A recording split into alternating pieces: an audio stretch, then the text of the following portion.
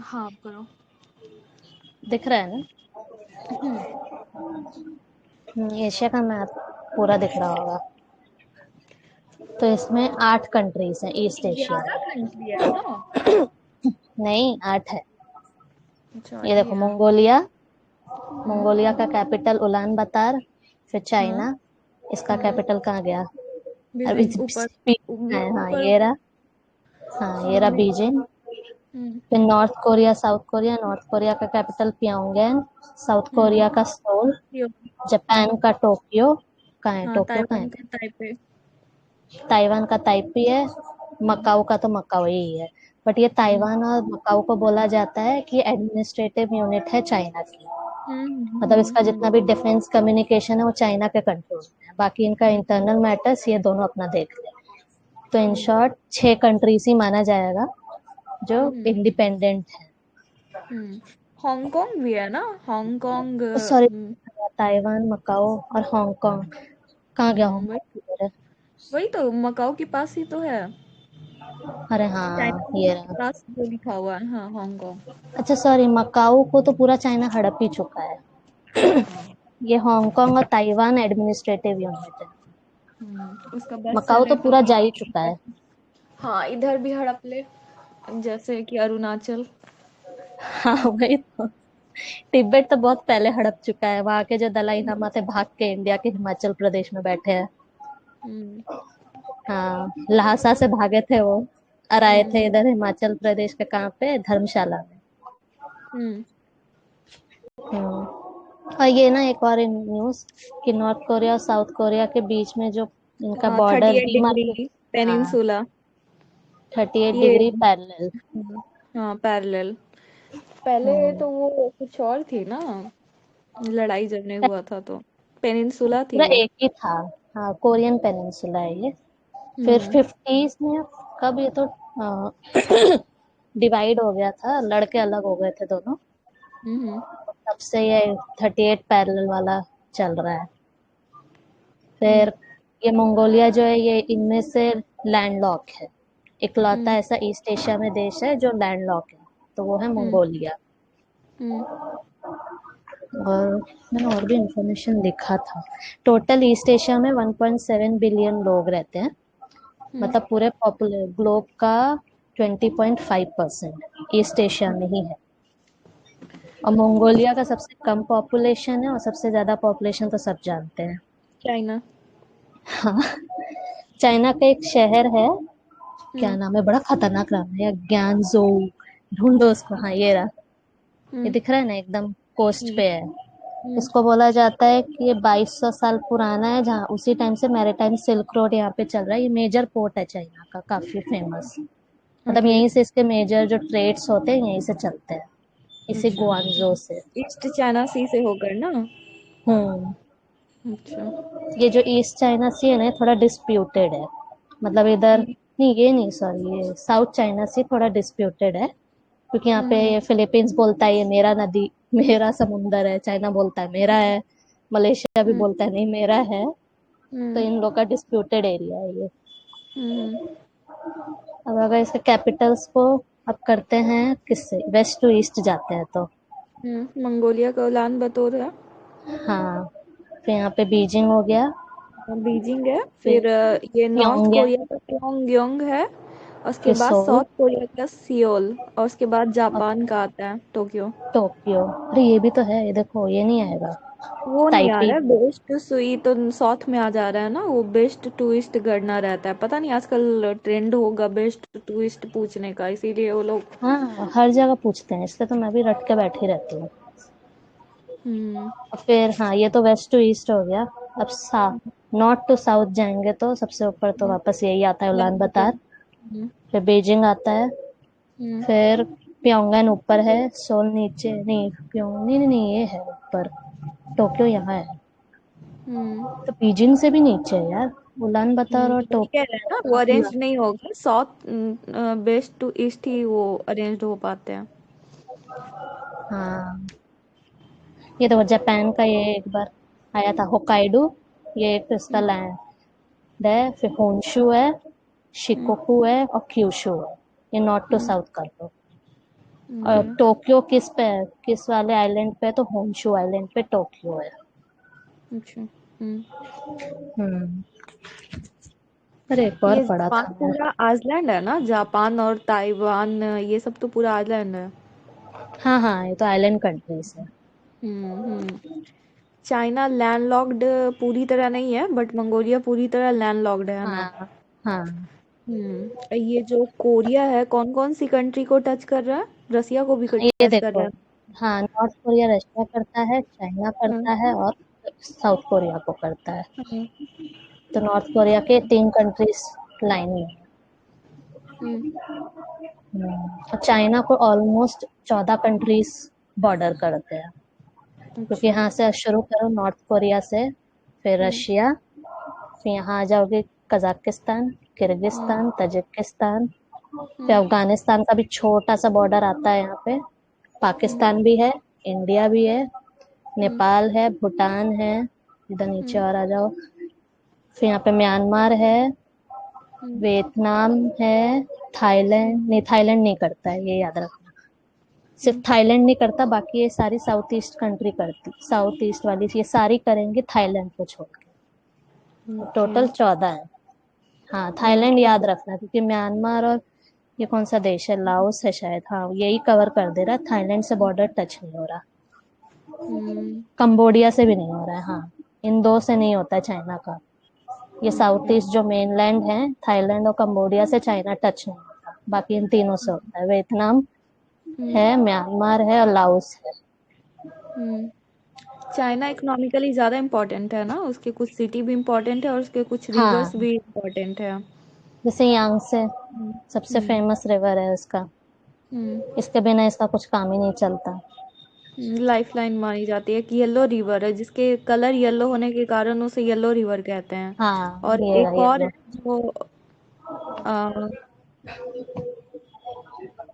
क्या? ब्रह्मपुत्र होता है ना? हाँ हाँ, ये ब्रह्मपुत्र नदी इसमें वो आएगा। चाइना से ही निकलती है ना? उसका क्या नाम है?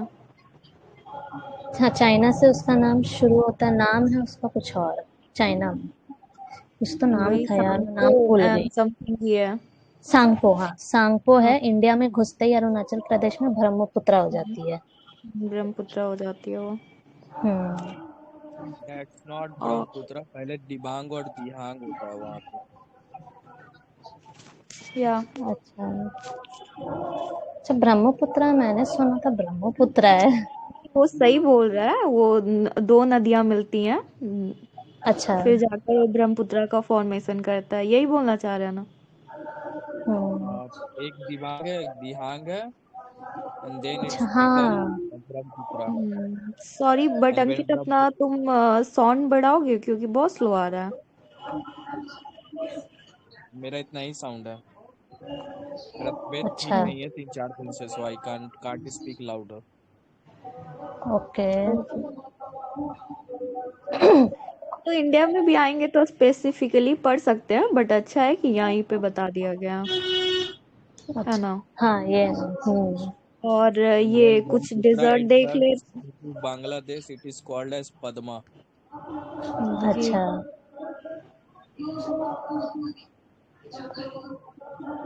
हाँ, और क्या है, तुम्हें कुछ पता है और बताओ। हाँ, डेजर्ट है टकला मकान और Gobi Brahmaputra is desert. originated from Mansarovar Lake. कौन सा? I think it is Mansarovar lake, हम थोड़ा सा मिस कर रहे हैं। मानसरोवर ही होगा। ओके। किधर है वो? गूगल कर सकते हो।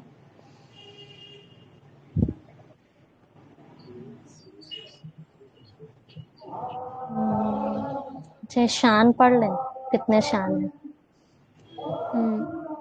कुछ ये? प्लेट्यूज हैं तो। हाँ, ये नहीं, कहाँ से कुनलुन शान है सबसे इधर, हम्म। हम्म। पे अल्तुन शान, नान शान, आला शान, तियांग हम्म। शान, इधर नीचे दलऊ शान, और कितने शान है भाई। ज्यादा सारे और भी। इम्पोर्टेंट नहीं है, कुल्लू सान इम्पोर्टेंट है। अरे कभी पूछ लिया वेस्ट टू ईस्ट जाओ तो, इन सारे शांस में तो उसका मेरा भरोसा उठ गया यूपीएससी से, भरोसा नहीं है मुझे। ये सिचुआन बेसिन। छोटी छोटी हर चीजें को मत करो, जब न्यूज देख कर करेंगे ना तो वो फिर देख लेंगे कि न्यूज में क्या चल रहा है, फिर उसे डिटेल कर लेंगे। अभी ओवरव्यू तो पता चल जाए हम लोगों का, हाँ। है कि नहीं? जैसे टकला मकान डिजर्ट है, इम्पोर्टेंट है। गोभी इम्पोर्टेंट है, लोकेशन पूछ सकता है कहाँ पर है। गोभी तो इधर है ना, चाइना और मंगोलिया के के बीच दोनों में। में फैला। हम्म। मंगोलियन प्लेट्यू ऊपर है। अरे कोबडो प्लेट्यू भी है, देखो ना। ये पूरा का पूरा इसमें है, हाँ, मंगोलिया में। ईस्ट एशिया में ज्यादा तो कुछ मिल ही नहीं रहा था, बहुत सुबह से बहुत सी ढूंढे आ ना, बट जाता। ज्यादा कुछ मिला नहीं। एक चीज ये मिला कि जो पैसिफिक ओशियन है उसमें वोल्केनो इरप्शंस ज्यादा होते हैं, क्योंकि वहाँ टेक्टोनिक हाँ, plates ring of move fire है करती ना। रहती है। रिंग ऑफ फायर है वहाँ पर। अच्छा, एक ये इसका एक मिला। और न्यूज़ है। ईस्ट हम्म, एशिया समिट जो 2005 में शुरू अच्छा हुआ हाँ, था, फिर तुम्हें वो कोरिया में हुआ था ना? फर्स्ट टाइम कुआलालंपुर मलेशिया में हुआ था। हम्म 18 मेंबर्स हैं अभी तक, और जिसमें हम्म, अब यूएस और रशिया भी आ गए हैं। शामिल हो गया। फिर से रिपीट तो करना। टोटल ईस्ट एशिया समिट जो 2005 में स्टार्ट हुआ था, तो हम्म फर्स्ट उसका मीटिंग हुआ था कुआलालंपुर, हम्म, मलेशिया में। अभी 18 मेंबर्स हैं, एंड रशिया एंड यूएस भी अब मेंबर्स हो गए ओके। हैं। ईस्ट ये रहा एशिया के सी बारे ऑफ में और ऑफर्स। कुछ बताना चाहोगी अंकित? हाँ।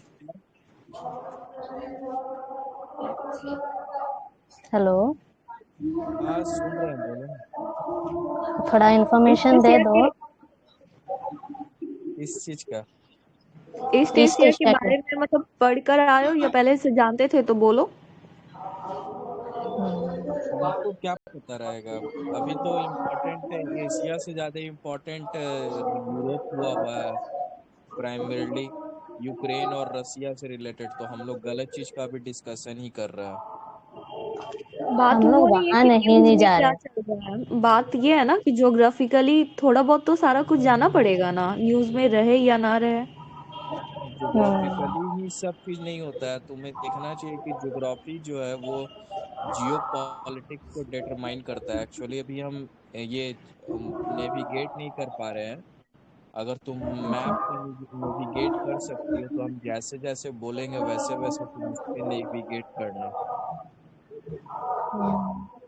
अच्छा, ठीक और है, ओके। तुम जरा सा इसको जूम करो। जूम करना शुरू प्लीज करो। Little bit zoom it. हो गया। ठीक है, थोड़ा सा ईस्ट की तरफ जाओ and now you can C. Okay, no, not east. I think you should go towards the base, that is Central Siberian Plateau. Okay, okay. just wait there. Okay, अब अगर अभी करंट वॉर सिनेरियो तुम देखोगे, थोड़ा सा और zoom करो।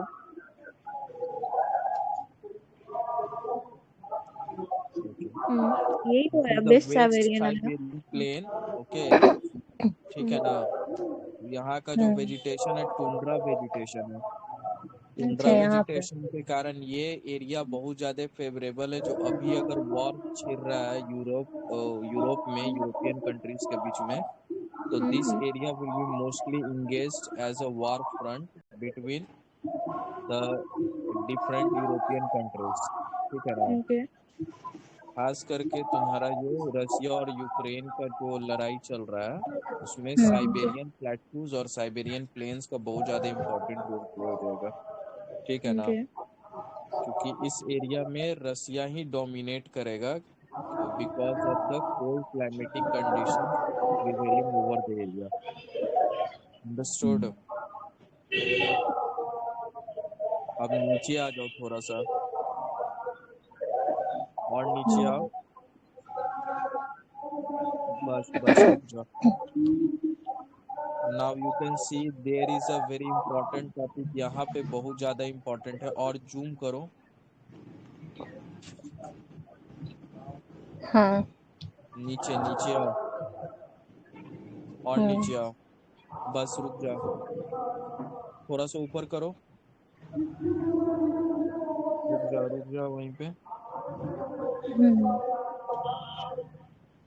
Pamir knot is very important because most of the time it अच्छा, has been यहाँ पे। asked in the examination. Okay, what it is actually? 5 शायद रेंज तुम लोग यहाँ को पर माउंटेन आकर क्या यहाँ पर 5 माउंटेन रेंज हाई मिलते हैं रेंज ना, है। Hindu Kush and all. Science में एक टर्म होता है, दो टर्म ओके होता है, एक होता है कन्वर्जेंट, दूसरा होता है डाइवर्जेंट। ओके, कन्वर्जेंट जहाँ पर आकर मिलते हैं और जहाँ से निकलते हैं डाइवर्जेंट। हाँ, तो पामीर नॉट अभी तक का सबसे बड़ा ज्योग्राफिकल अनसॉल्व मिस्ट्री है। It is not okay still stated by the geographers that whether it is a point of convergence or it is a point of divergence। Divergent, अच्छा ओके। ठीक है ना, वो जो है वो पामीर नॉट का मतलब होता है गुच्छा, जैसे कि कोई ऋषि महात्मा अपना सर के ऊपर जो वो जूड़ा बांधता है वैसा वो दिखता है, ठीक है ना, if it is okay observe. So basically ये जो है इसमें काराकोरम रेंज, आई थिंक ये मैप अच्छे से क्लियर नहीं हो रहा है, इसमें 4 ही है। सुलेमान रेंज इसका एक्सटर्नल बाउंड्री पे है, ठीक है ना, यहाँ से जितना भी ये ग्रेट माउंटेन रेंजेस है वो बिगेन ओके हुआ है, या फिर ये कहो कि एंड हुआ है, दोनों में से कोई एक, ठीक है। नाउ अगर थोड़ा सा हिस्ट्री में हम लोग चले जाएंगे तो that range Hindu Kush, okay, Hindu Kush is known as slaughter of Hindus, okay, इसलिए उसका नाम पड़ा है।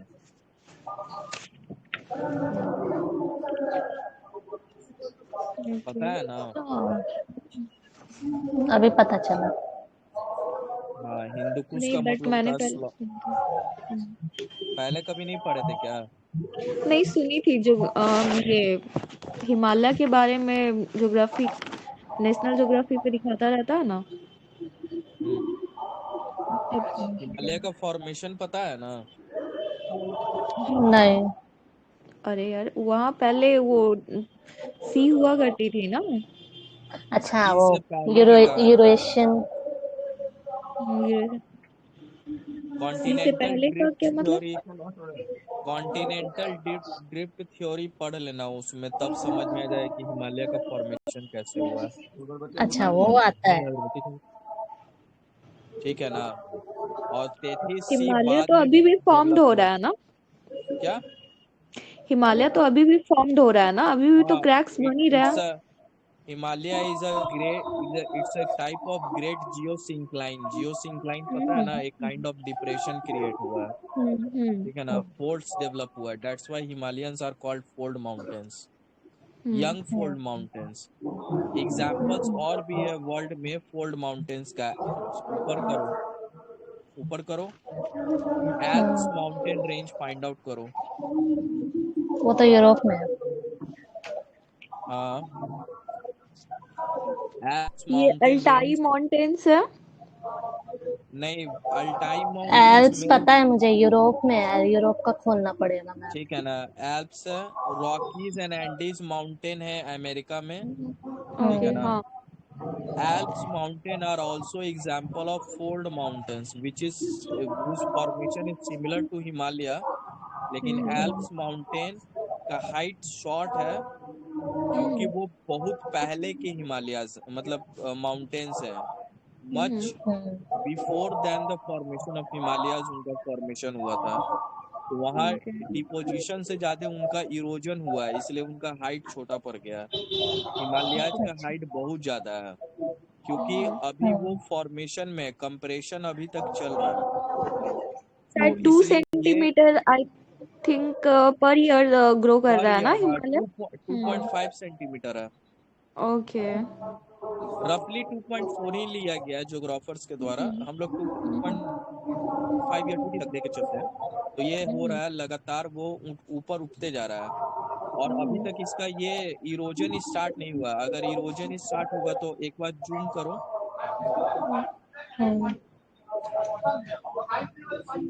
Zoom towards the great Indian desert.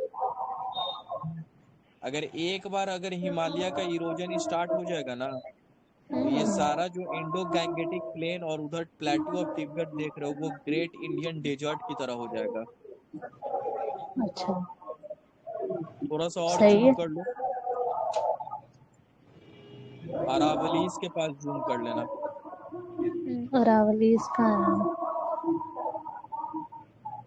Aravalli, हाँ ये विंध्या रहा, विंध्या अरावली। ये रहा। अरावलीज दिख गया। चंबा अरावलीज, अरावलीज अर्थ का सबसे पुराना माउंटेन सिस्टम्स में से एक है, अरावलीज और विंध्यास रेंज, ठीक है ना। अच्छा।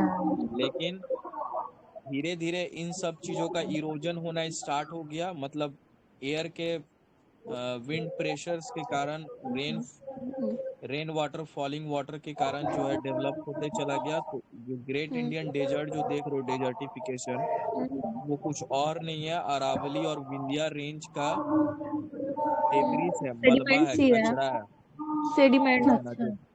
जो उस पूरे एरिया में फैल चुका है। Now the question is what, why only great Indian desert become deserted, desertification. थोड़ा सा और जूम करो। हाँ, पार्टिकुलर इंडिया वाले में भी जा सकती है। अबे यार ये पीछे से बैकग्राउंड साउंड किसका आ रहा है? मेरा यहाँ पे इलेक्शंस चल रहे हैं। भगाओ उसको। बता देती हूँ कि तुम्हारी तरफ से ऑर्डर आया है। तो नहीं, जो मीटिंग में उसी को हम भगाने के लिए बात कर रहे हैं। अच्छा। सो डैड, नहीं नहीं, थोड़ा सा नीचे आओ, सिंपल क्या करो ना, म्यूट कर लो। बस रुक अच्छा। जाओ। हाँ, जब तुमको बोलना होगा तब अनम्यूट कर लेना। तो मैं कहाँ से करूँ, मैंने तो खोल के रखा हुआ है। व्हाट डू यू अच्छा मीन रुको। म्यूट? हाँ रुको रुको।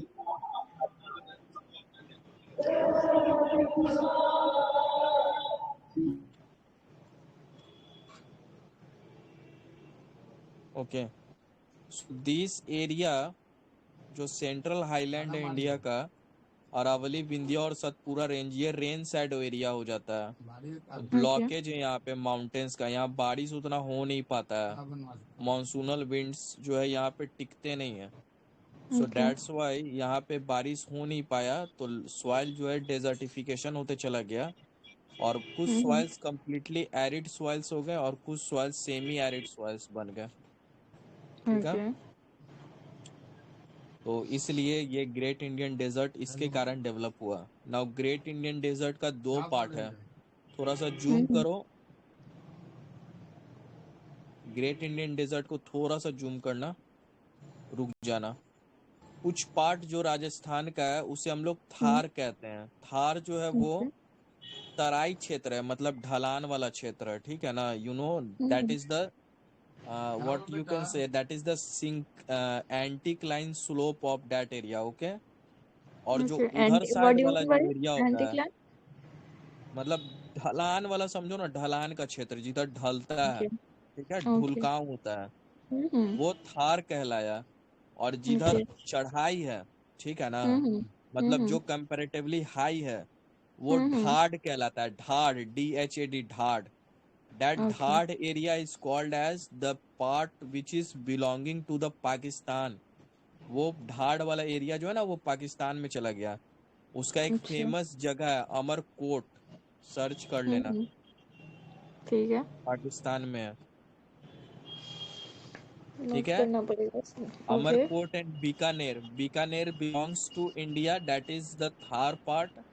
और जो अमरकोट है वो ढाड पार्ट है, वो पाकिस्तान में बिलोंग करता है। ओके। अब थोड़ा सा नीचे आ जाओ, वो देखो गल्फ ऑफ कच्छ है।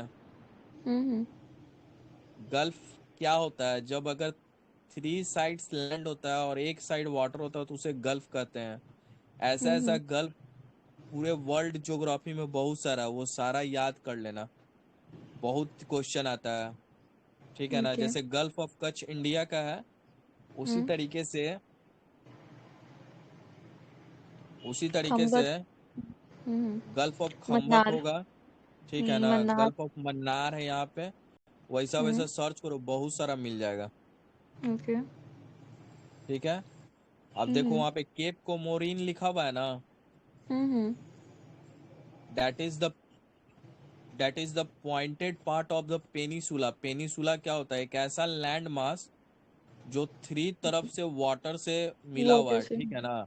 हम्म और जो केप का ओपनिंग पार्ट होता है, जो मतलब वाटर की तरफ पॉइंटेड है, उसी सॉरी, हम्म पेनिसुला का जो ओपनिंग पार्ट होता है, जो पॉइंटेड हम्म पार्ट होता है, जो हम्म वाटर में इंसर्ट होता है, उसे हम लोग केप कहते हैं। तो जैसे केप ओके। कोमोरिन इंडिया का है, केप कोमोरिन हम्म ब्रिटिश लोगों का दिया हुआ नाम है। हम ओके। लोग अब इसे केप कोमोरिन को कन्याकुमारी कहते हैं। Okay. That hmm name is given by a famous Hindu goddess जिनका नाम कन्याकुमारी है, उनका वहाँ टेम्पल है। अब हम्म ऐसा केप जो है, हम्म वर्ल्ड का सबसे highest cape, hmm cape of good hopes, South Africa okay. है। और वर्ल्ड का सबसे हाईएस्ट पॉइंट पामीर नॉट है, उससे ऊंचा दुनिया में कोई जगह नहीं है। Okay. Okay. And Tibetan plateau जो है, that is hmm called as roof of the world. पूरे दुनिया का छत है ये। हम्म सबसे ज्यादा ऊंचा प्लेट्यू है वर्ल्ड में, इससे ज्यादा ऊंचा प्लेट्यू कहीं नहीं है। Hmm why? Because this plateau is situated in the, मतलब कह सकते हो कि ये हिमालय के गोद में बसा हुआ है। It is situated in the midst of the Himalayas. That's why this plateaus at a much higher altitude as compare to the hmm other other plateaus. Other plateaus of the world. अब इधर थोड़ा हम्म सा रेंज करो। जो natural vegetation होता है हिमालयाज का, उसमें हम्म जाने ज्यादातर कॉनिफर्स ट्रीज पाए जाते हैं, ठीक है ना। Because so that they can shed the snow very easily from their leaves. Okay, their leaves are highly pointed। Triangular form में हो। हाँ, ट्रायंगुलर फॉर्म में होता है, पॉइंटेड होता है, ताकि उसके ऊपर हम्म बर्फ नहीं टिके, ठीक है।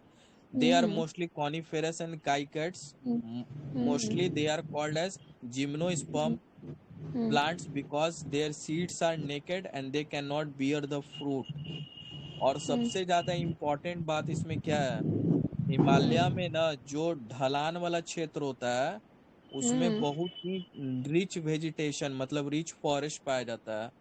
और हम्म जो ऊंचाई वाला क्षेत्र उसमें नहीं पाया जाता है। रीजन क्या है? हम्म कि ढलान वाले क्षेत्र में ना सनलाइट सप्लाई ज्यादा होता है, और जितना ज्यादा किसी भी प्लांट को फोटो पीरियोडिज्म मिलेगा, उतना ज्यादा उसका ग्रोथ होगा। C4 प्लांट्स भी तो मिलते हैं ना फिर उस एरिया में। क्या? C4 plants. ये क्या होता है? एक C3 होता है, एक C4 होता है, ठीक है। एक केल्विन साइकिल होता है, एक ऑक्जेलिक एसिड का फॉर्मेशन करता है, मीन्स 4 कार्बन वाले ग्रुप के होते हैं। ये वो इतना हाई। इतना यूपीएससी में नहीं पूछता है बायोलॉजिकल टर्म, ठीक है ना। इतना नहीं पढ़ना है। कैल्विन साइकिल और क्रेब साइकिल ये बायोलॉजी के बच्चा लोग के लिए छोड़ दो। इ- ये इतना बात ये इतना नहीं है कि केल्विन साइकिल और क्रेब्स साइकिल, बात ये है कि C3 और C4 प्लांट्स भी पूछा है। हाँ, तो वो उतना आज तक कभी डिटेल में क्वेश्चन किया ही नहीं है। हम पिछले सबसे पहले पिछले 21 साल का क्वेश्चन पेपर स्टोर कर लो, तो देखोगे तो इतना हम्म, डिटेल्स नहीं पूछता है। मतलब you should have hmm. Overall, मतलब एवरेज हाँ नॉलेज भाई, होना चाहिए। ओवरऑल नॉलेज होना चाहिए कि क्या होते हैं, कहाँ हाई एल्टीट्यूड्स पे करते हैं ना, इसलिए एक क्वेश्चन देख लेते हैं हम। हम्म। उसके बाद इंडिया का पूरा कोस्टल प्लेन देख लो, कहाँ कहाँ इस्चुरीज का फॉर्मेशन हो रहा है। हाँ, ये तो और तुम सारा इंडिया के बारे में बता दिए ना। और ओवरऑल हाँ, मतलब अभी हम एशिया लोग में भी देख एशिया। लेना कि हाँ। कहाँ कहाँ इस्चुरीन फॉर्मेशन हो रहा है, और हम्म, कितना ज्यादा गल्फ का फॉर्मेशन है, क्योंकि अच्छा सबसे अच्छा। ज्यादा गल्फ फॉर्मेशन एशिया में ही है, याद रखना। साउथ ठीक है। साउथ वाले एशिया में ज्यादा होगा हाँ ना गल्फ। हाँ, सबसे ज्यादा गल्फ फॉर्मेशन है। बिकॉज हम्म इसका रीजन है, जब कॉन्टिनेंटल ड्रिफ्ट हुआ था, एक बार ऊपर हम्म करो। हाँ, जब कॉन्टिनेंटल ड्रिफ्ट का थ्योरी अगर सही मान के हम लोग चलते हैं, और हम्म नीचे करो। नहीं नहीं, ऊपर, मतलब प्लेटियो ऑफ तिब्बत के ऊपर ले जाओ मैप को। ये वाला एरिया जो तुम देख रहे हो ना, सबसे पहले तो ये पता है ना कि सबसे पहले एक सुपर लैंड मास था, उसका नाम पैंजिया था। हम्म ठीक है, पैंजिया डिवाइड होकर गोंडवाना लैंड और अंगारा। लॉरेशियन लैंड में अलग अलग पार्ट हो गया था। ठीक है, हम्म। ठीक है।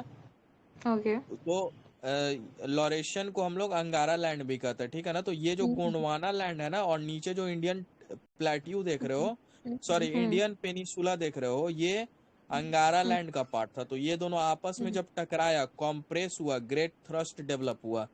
उस हम्म ग्रेट थ्रस्ट के कारण जो लैंड ऊपर उठ गया वो हिमालय बन हम्म गया। जो हम्म नीचे बैठ गया, ठीक है ना, हम्म हम्म वो ग्रेट इंडियन प्लेन बन गया, गैंगेटिक प्लेन, क्योंकि उसमें रिवर्स का डिपोजिशन होते चला गया। और जो हम्म समतल रह गया वो प्लेट्यू बन गया।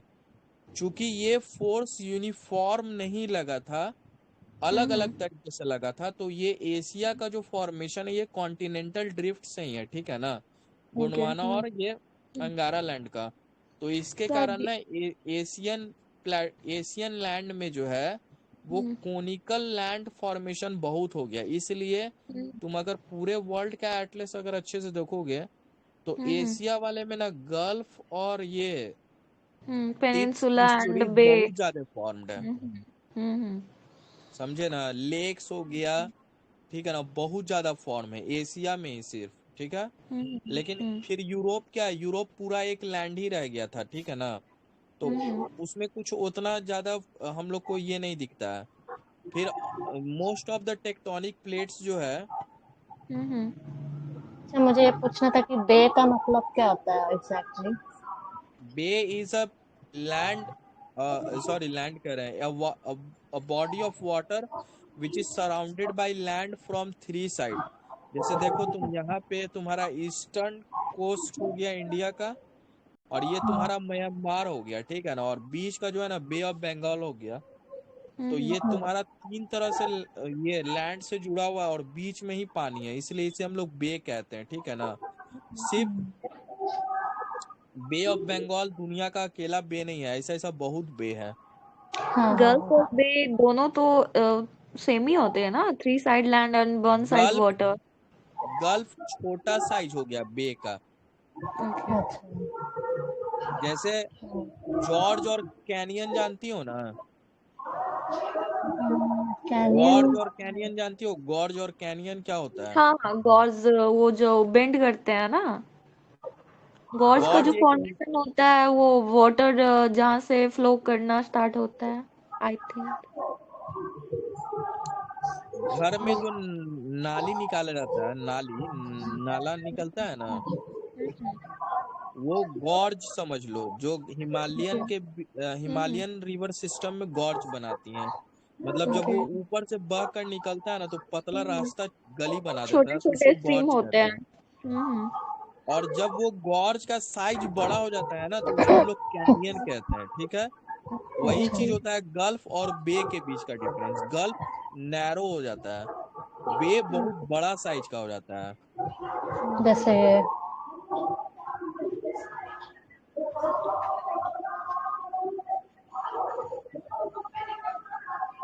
तो अभी होल एशिया में अभी इंडिया इम्पोर्टेंट चल रही है न्यूज में। इंडिया इम्पोर्टेंट ही है न्यूज में, बिकॉज वी आर, जब हम लोग प्रीलिम्स देने जा रहे हैं तो हम लोग से यही उम्मीद किया जाता है कि we should know India better. Okay. इसमें ना सारे रिवर्स नहीं है, जैसे इस बार क्वेश्चन आया था ना इंडस सतलज का, कि कौन सी 3 रिवर्स एक में जाके मिलके फिर इंडस से मिल सकती है। हम्म इसमें शो नहीं कर रहा है। 5 किसी को रिवर्स और है ना। कुछ बोलना है तो बोल सकते हो। क्या? नहीं, अभी हम लोग तो ईस्ट एशिया ही पढ़ रहे थे तो ज्यादा सर्च वर्च किए नहीं है। हाँ। नहीं तो that is Asia is important for mains examination, prelims के लिए तो इंडिया ही ज्यादा इम्पोर्टेंट है। Okay। हम्म। तो हम लोगों को ज्योग्राफिकली भी कुछ पता नहीं था ना कि कौन सी कंट्री किधर एग्जिस्ट करती है, ये हाल भी तो है। वही। हाँ, इसलिए तो पढ़ना ठीक है, ये पड़ेगा। बताओ जापान और अमेरिका के बीच में डिस्टेंस कितना है? एशियाई पर हो तो जापान तो एशिया में आता है। हम्म।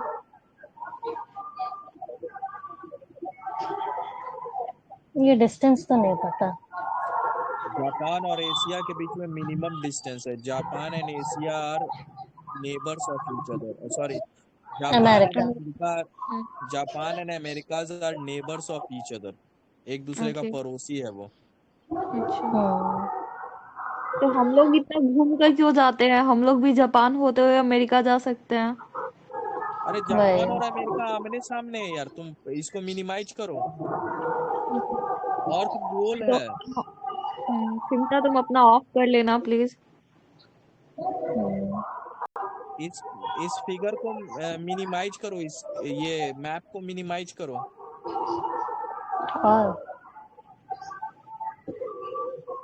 पूरे वर्ल्ड का मैप खोलो। अच्छा, वर्ल्ड का। Open a world map.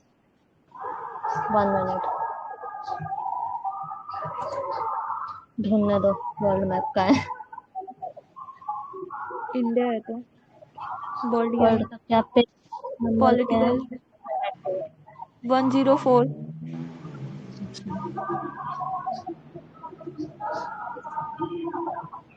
एक सेकेंड,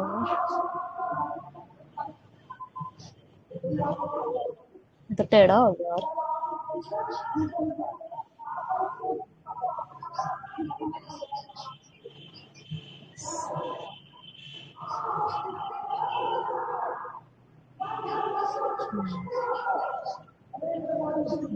अमेरिका है वहां पे। हम्म। देख रहे हो क्या है? नॉर्थ पैसिफिक ओशन है। हम्म हम्म। अब जापान खोलो। इधर ईस्ट में आओ ना फिर। ये रहा जापान। हम्म क्या है वहां पे? देखो नॉर्थ पैसिफिक ओशन है। है, नॉर्थ पैसिफिक ओशियन है। तो इसका मतलब जापान और अमेरिका आमने सामने होगा तभी ना बीच में पैसिफिक ओशन है। तो मेरा तो हम्म। वही क्वेश्चन था ना कि जापान और इंडिया में काफी ज्यादा डिस्टेंस है क्या? ये रहा इंडिया, ये डिस्टेंस तो रहा है नहीं, जापान। देख नहीं रहे हो साफ है एकदम। हाँ, तो हम लोग इतना टाइम लेकर क्यों जाते हैं? हम लोग अपोजिट जाते हैं क्या? क्या यूएस जाना रहता है तो? हाँ, जब अमेरिका जाना रहता है तो कहते हैं ना कि 7 समुंदर पार कर कर लोग जाते हैं। ओ मतलब भाई, टाइम भी वो काफी यार लगता है। फिल्म नहीं चल रहा है, ठीक है ना? 7 समुंदर पार में तेरे पीछे पीछे आ गए, ठीक है ना? यूपीएससी कर रहे हो तुम, लॉजिक रखो। तो मैं ए, रूट पूछ रही हूँ ना कि जो एयरलाइंस रूट की का रूट्स होती। रूट का एटलस में वर्ल्ड फेमस सी रूट्स और वर्ल्ड फेमस एयर रूट्स होगा। देख लेना। हम्म हम जहाँ तक स्टडी किए हमको ये पता है कि अमेरिका आदमी जापान होकर ही जाता है। अच्छा, जापान होकर हम जाता आज है। तक कभी गए नहीं है अमेरिका, लेकिन हमको इतना पता है कि जापान होकर ही अमेरिका लोग जाते हैं। अच्छा, मतलब शॉर्टेस्ट और वे तुम ही यूज करते हैं। वही शॉर्ट। अरे यार, वर्ल्ड वॉर 2 में जापान और अमेरिका एक दूसरे के अगेंस्ट लड़ रहा था, पता है कि नहीं तुमको? हाँ, पता है। एक तभी तो वो एक्सिस पावर बम था और एक गिराया था। एलाइज पावर था, ठीक है ना? हम्म एक्सिस वर्सेस अगेंस्ट अलाई, और ये एक्सिस और ये एलाइज के बीच में अगेंस्ट वॉर चल रहा था। जापान और अमेरिका आमने सामने भिड़ा हुआ था। और आज हम्म तुमको पता होना चाहिए कि इंडिया में, सॉरी, इंडिया करे वर्ल्ड में जापान ही ऐसा कंट्री है जिसका मिलिट्री कैपेसिटी 0 है। क्योंकि अमेरिका उसको कंट्रोल करता प्रोटेक्ट है, या करता जो है। भी हेल्प, हाँ, हेल्प होता है। वो जो बम गिराया था ना, उसी के वो। पर्ल हार्बर में। अब देखो यहाँ बट पे जापान तो कह रहा है ना कि वो फिलीपींस जो के नीचे एक आर्टिक। कंट्री है। हम्म लेट मी फिनिश। फिलीपींस के नीचे एक कंट्री है, पलाव। ओके। हाँ, वो बहुत ही इंपॉर्टेंट कंट्री है क्योंकि ये 2000 में यूनाइटेड नेशन का एक पार्ट बना था। ओके, तो ये याद रख लेना। कौन सी कंट्री बोले? पलाव पलाऊ। पलाऊ, अच्छा। आइसलैंड है क्या ये? आइलैंड है। ओके। ओके। और इससे पहले अभी सुने भी भी यूएसए नहीं। के पास बहुत सारा ऐसा आइलैंड्स है जिसके ऊपर ब्रिटिश का कॉलोनीज है। ओके। सो सारा लिस्ट निकाल के याद कर लेना। अगर वर्ल्ड ज्योग्राफी खोले हो तो कर लेना ये सब।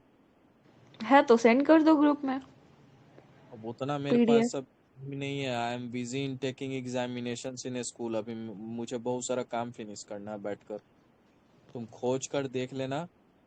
और बहुत सारा ऐसा अफ्रीका में भी टेरिटरीज है जहाँ पे फ्रांस और ये सब का कॉलोनी अभी तक है।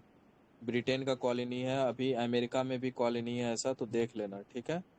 रशिया एक ऐसा कंट्री है जिसका कहीं भी कॉलोनी नहीं है आज के डेट में। इंडिया का भी है क्या?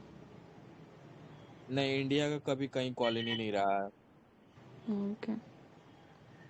ठीक है। हम्म। और क्या था इसमें कि इम्पोर्टेंट था? हाँ, याद नहीं आ रहा है मेरा।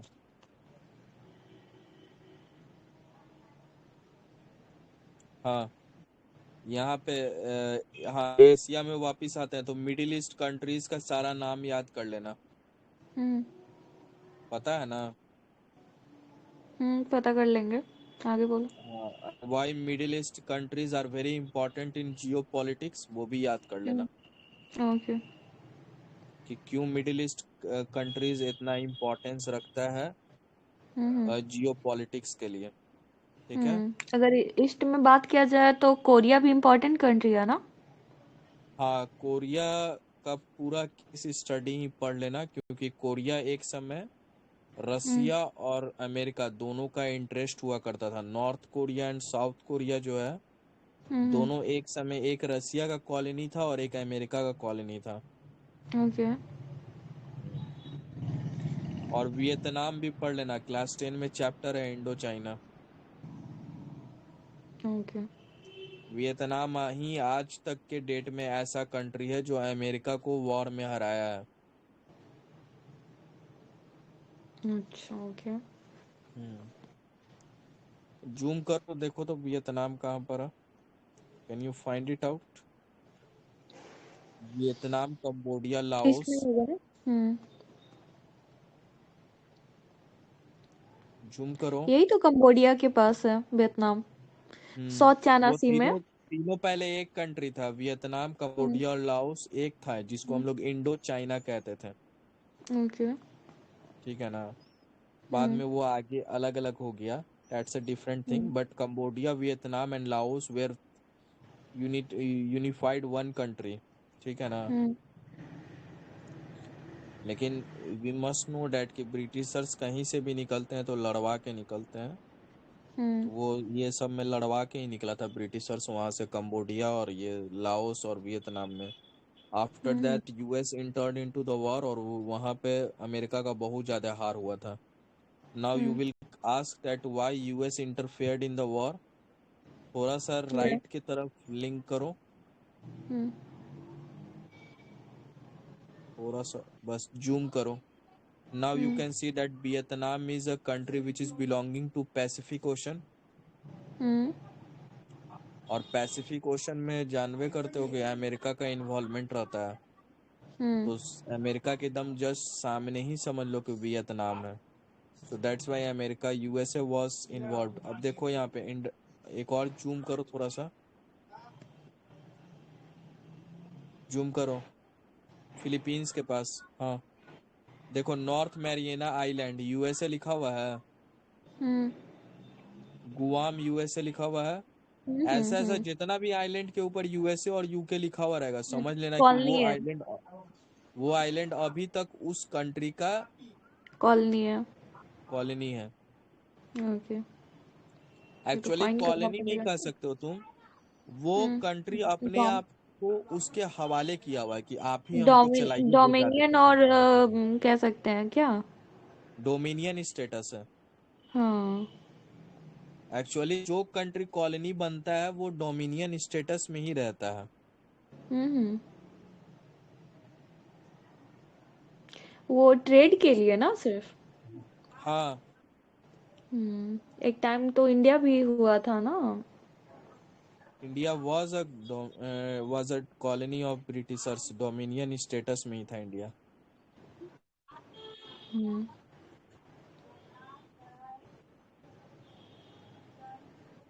ओके। ये मिडिल ईस्ट इम्पोर्टेंट है एशिया में, एंड सेंट्रल एशिया इम्पोर्टेंट है, एंड और south Asia, south east Asia. South Asia तो हम लोगों का ही है। और साउथ ईस्ट में कौन कौन सी कंट्री है? South east Asia China. अच्छा अच्छा, जापान ये सब नहीं, मंगोलिया। मंगोलिया कहाँ बोल रहे हैं, चाइना। चाइना का ही अभी राज चल रहा है साउथ ईस्ट एशिया पे, तो हम्म। समझ सकते हो कि 90% of the economy is controlled by the China, तो उसके ऊपर हम्म। ही हम लोग को नजर रखना चाहिए। और ऐसे भी चाइना का बहुत सारे केसेस में ऑब्जर्वर हम्म। स्थिति है, मतलब ऑब्जर्वर स्टेटस है, जैसे सार्क कंट्रीज का ऑब्जर्वर चाइना ही है। अच्छा, साउथ ईस्ट एशियन नहीं। ऐसे भी उसके अनुसार चला जाए तो वो तो होल वर्ल्ड पर कब्जा कर कर अपनी जीडीपी बढ़ा लेगा। और कुछ इम्पोर्टेंट है तो बोलना है किसी को तो बोलो, अदरवाइज मैरियाना ट्रेंच कहाँ पे है? अगर मरीना और ट्रेंच तुम दोनों को कुछ पैसिफिक। बोलना है तो बोलो, नहीं तो फिर यहीं पे एंड करते हैं। हाँ, यही पेंट करते हैं, फिर अपना रिवीजन जब करते जाएंगे तो ऐड करते जाएंगे। हम्म, ठीक है, ऐसे भी 40 मिनट का ही बोले थे ना। हाँ, मैरियाना ट्रेंच के बारे में भी बता।